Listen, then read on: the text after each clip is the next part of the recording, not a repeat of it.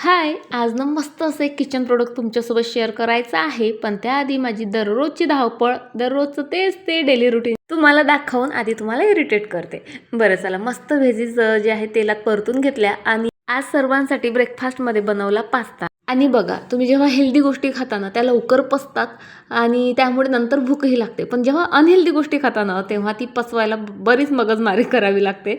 आता पास्तानं पोटात गच्च झाला होता, त्यामुळे स्वयंपाकाला वेळ होता. म्हटलं चला किचनचा हा कोपरा तरी आपण क्लीन करून घेऊयात. आता ह्या बॉटल क्लीन करण्यासाठी डीमार्टमधनं इतक्या हौसेनं तो ब्रश आणला, पण तो काही त्या बॉटलच्या बुडापर्यंत पोहोचत नव्हता. त्यामुळे बॉटल क्लीन होणार नाही व्यवस्थित माहीत होतं, म्हणून तो साईडला ठेवला आणि नेहमीप्रमाणे पाणी गरम करून त्यात विम लिक्विड टाकून शेक वेक करून बॉटल मस्त क्लीन केल्यात. आणि आज मी बनवते आहे घोडची भाजी आणि त्यामध्ये मी तुरीची डाळ, मुगाची डाळ आणि सोबत हरभऱ्याची डाळ या तिन्ही डाळी यूज केल्यात. म्हणजे आता पास्ता खाल्ल्याचा जो रिग्रेट आहे तो जोपर्यंत काहीतरी खूप हेल्दी खाणार नाही तोपर्यंत काही जाणार नाही, म्हणून मस्त अशी भाजी बनवली. आणि आता नेहमीचा प्रश्न, गुढीपाडवा आहे, त्याची तयारी करायची आहे आणि माझ्याकडे एकही साडी नाही. त्यामुळे जाऊन आधी थोडंसं नवऱ्याचं डोकं खाल्लं, पुन्हा किचनमध्ये आली.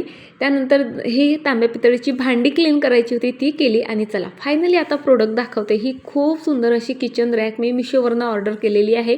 असेंबल करायला खूप इझी आहे आणि लुक वाईज दिसायला खरंच खूप सुंदर आहे. पाहिजे असेल तर प्रोडक्टवर टॅग करते, नक्की चेकआउट करा. चला बाय.